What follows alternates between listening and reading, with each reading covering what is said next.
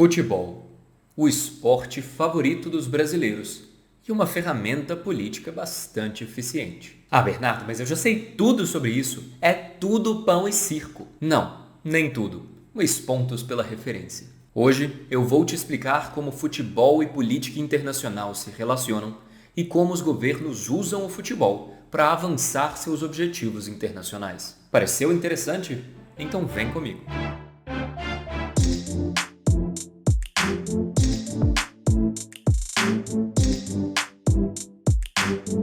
Olá, seja bem-vindo ao Nick Internacional. Meu nome é Bernardo Nicolau, eu trabalho com Direito e Política Internacional há 6 anos e serei o seu anfitrião. Hoje nós vamos falar sobre futebol e política internacional. Antes de qualquer outra coisa, eu quero agradecer a Vitor Lage e Robert Douglas por sugerirem o tema do vídeo de hoje. Se você também quiser sugerir um tema, é só lançar lá nos comentários. Eu nem sempre vou conseguir fazer o vídeo rapidamente, mas eu sempre vou adicionar ele à lista de próximos temas. Então, uma hora ele sai. Antes de nós entrarmos no tema de hoje, que trata de nazistas, Vargas, K-pop e Neymar, só um pedido. Se gostar do vídeo de hoje, então, por favor, deixe o seu like aqui embaixo para me mostrar que você quer ver mais vídeos nesse sentido. E claro, se quiser continuar a ser o torcedor mais informado da arquibancada, então não deixe de se inscrever aqui no canal para não perder nenhum envio. Mas sem mais delongas, vamos ao tema de hoje. Ah, o futebol. A correria, a empolgação, o treinador gritando com você para sair de campo porque a sua única contribuição no jogo é torcer para os seus colegas de time. Talvez essa última parte seja só eu, mas no Brasil, todos temos alguma lembrança relacionada a futebol. Pode ser de jogar, pode ser de assistir, ou pode ser de estar fazendo alguma coisa enquanto passava um jogo da seleção ou de algum time específico. Mas alguma lembrança você tem. Mas e se eu te contar que em campo nós não temos só 11 jogadores, nós temos 11 diplomatas. Ok, talvez não diplomatas, mas nós temos 11 figuras com um papel importante para a diplomacia do país. Deixa eu trabalhar essa ideia um pouco melhor para você. Primeiro de tudo, como base desse vídeo, eu preciso que você entenda que os seres humanos não são animais racionais. Nós tentamos nos convencer disso todos os dias, mas no final das contas, há forças que afetam, forças que restringem e forças que substituem de todo a racionalidade humana. Mesmo quando nós conseguimos acionar o nosso lado racional, é incomum que ele esteja livre de emoções, de preconceitos ou de outros vieses. E há várias ciências que estudam isso. A economia comportamental, por exemplo, tenta explicar como esses vieses inconscientes geram padrões de consumo. Um outro exemplo são as ciências sociais, que nos mostram que a nossa forma de entender o mundo é condicionada pela nossa cultura. Mas a área de estudo que mais nos interessa no vídeo de hoje é a área de estudo da persuasão. Por que algumas coisas apelam tanto ao nosso interesse e outras não? Por que nós gostamos tanto de algumas coisas e algumas pessoas, mesmo que elas não façam parte da nossa vida? Por que nós nos apaixonamos por países que nunca visitamos? Entender o nosso tema de hoje envolve entender algumas dessas questões, porque é aí, nessa parte dos gostos, dos preconceitos e de sentimentos parecidos, que atua em boa parte dos casos aquilo que nós chamamos nas relações internacionais de soft power. Soft power, que pode ser traduzido como poder suave, é uma forma de os países exercerem poder sobre os demais. Enquanto no que nós chamamos de hard power, ou poder duro, são utilizados métodos como violência, ameaças ou dinheiro para forçar outros países a fazerem o que você quer que eles façam. No soft power, você influencia as percepções, os gostos e os interesses de outro país para que ele queira fazer o que você quer que ele faça. É um método mais lento, mais delicado, mas igualmente poderoso. E o futebol é uma senhora ferramenta de soft power. E por que eu digo que isso é um estudo da persuasão? Porque a persuasão é precisamente a arte de fazer com que os interesses de outra pessoa, seus medos, seus anseios e aquilo que ela quer fazer em uma determinada situação, se alinhe com aquilo que você quer que seja feito. Mas agora vamos pensar no porquê de o futebol conseguir ter esse efeito. Primeiro de tudo, se o seu país joga futebol e o meu país joga futebol, ainda que todo o resto seja diferente, nós temos pelo menos um assunto em comum. E se nós temos no que conversar, nós temos no que cooperar. Isso significa que os países podem trocar jogadores entre si, agendar jogos amistosos ou até mesmo organizar campeonatos para estimular o turismo. Tudo isso melhora a imagem que um país tem do outro, principalmente a nível dos cidadãos. São os cidadãos dos países que vão assistir os jogos ou frequentar os campeonatos.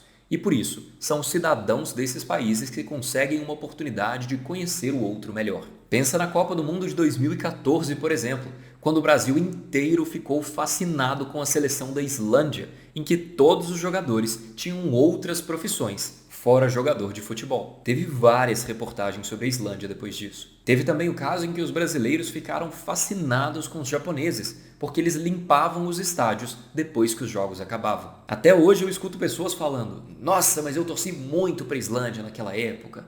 Ou "Nossa, mas aqueles japoneses eram gente fina mesmo, hein?" E isso é porque o futebol te dá pelo menos uma chance de conhecer mais sobre o outro. E quanto mais você conhece, menos preconceito você tem e mais espaço você tem para formar boa vontade para com o outro país. E essa boa vontade te deixa mais propenso a comprar produtos desse outro país, agendar viagens para esse outro país, se interessar pelas notícias desse outro país. E se cidadãos o suficiente estiverem interessados, isso melhora a relação entre os dois países. À medida que os cidadãos começam a procurar novas oportunidades com outro país, ter um fluxo maior de viagens, um fluxo maior de comércio, o governo naturalmente começa a prestar mais atenção naquele outro país. Ele vira um parceiro maior, mais importante. A partir daí, a situação só tende a melhorar entre os dois. E eu falo aqui entre países, mas não pense que está limitado a só essa questão internacional. Você pode avaliar isso também.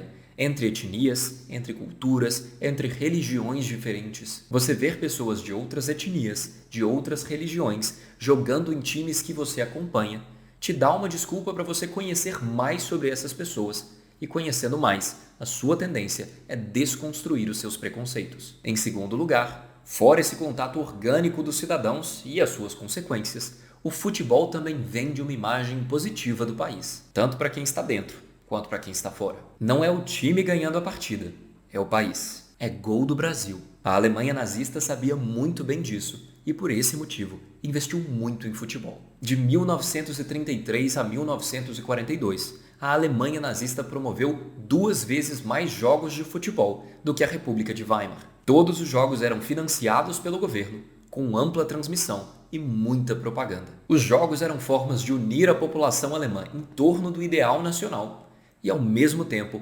mostrar a superioridade alemã sobre as outras nações europeias. Para te ajudar a entender essa parte e como isso vende uma imagem positiva do país, pensa no seguinte cenário comigo. Imagine que você é um jovem inglês na década de 30. Houve algumas falas sobre como a Alemanha nazista é perigosa, mas nada muito concreto ainda. Você e todos os seus amigos amam futebol e jogam sempre que possível. Sempre que conseguem, tentam assistir os jogos dos grandes jogadores na televisão, e muitos desses jogos são da Alemanha. A Alemanha sai vitoriosa na maioria desses jogos e os jogadores dão um show. De repente, você entra em campo para a pelada com seus amigos e finge ser um dos grandes astros do futebol alemão. Você admira o jogo deles e sonha em ser como eles dentro de campo. E eles, em entrevistas, falam muito bem de Hitler e muito bem da Alemanha. Ora, mas se o seu ídolo está do lado deles, eles não devem ser tão ruins. Entendeu como funciona? Vargas entendeu que isso podia ser usado a favor do Brasil,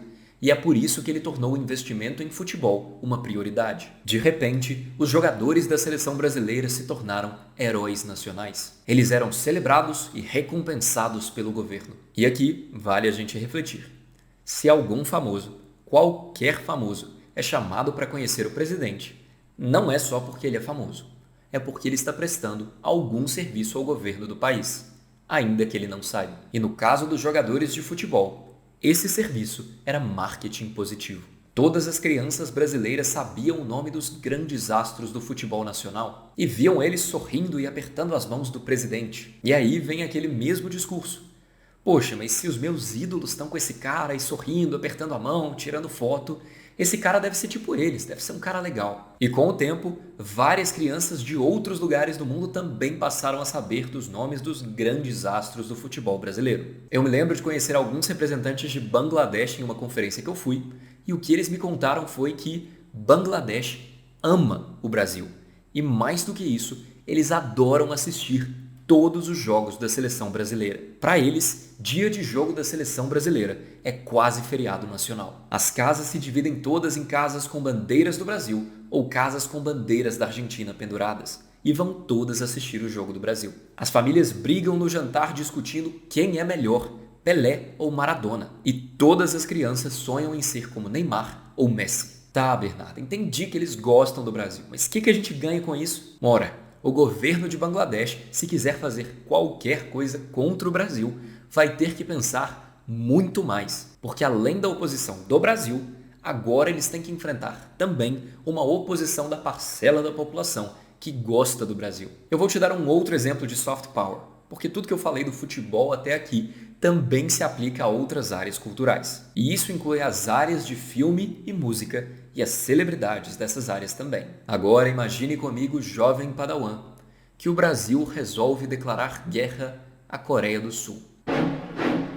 O exército K-popper brasileiro iria tirar o presidente do Palácio da Alvorada a tapas e incendiar o Congresso Nacional. Apesar de nem sempre ter uma reação tão intensa, o que o soft power faz é estimular cada vez mais cooperação e cada vez menos antagonismo entre os países. Se qualquer antagonismo quiser se opor ao soft power, ele vai ter que pagar um preço muito mais alto. E juntando os dois pontos que eu mencionei aqui, cooperação por causa do esporte e vender uma imagem positiva do seu país, você consegue mais aliados, mais influência e a boa vontade de vários países por aí. E isso, meus caros, nunca é demais. O futebol se tornou o esporte mais popular do mundo nas últimas décadas, e com grandes poderes vem grandes responsabilidades. E nem tudo são flores. Os recursos que eu mencionei aqui no vídeo são ótimos, mas só se derem certo. Se as suas celebridades fizerem um ótimo trabalho e passarem uma boa imagem por aí, você se beneficia disso. Agora, se as suas celebridades passarem uma imagem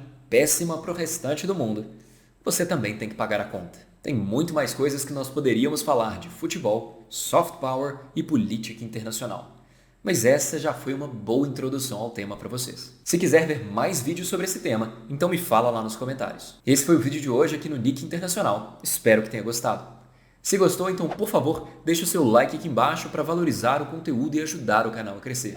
E claro, se quiser continuar a se informar sobre temas do Brasil e do mundo, não deixe de se inscrever aqui no canal para não perder nenhum envio. Vejo vocês com o próximo vídeo. Obrigado!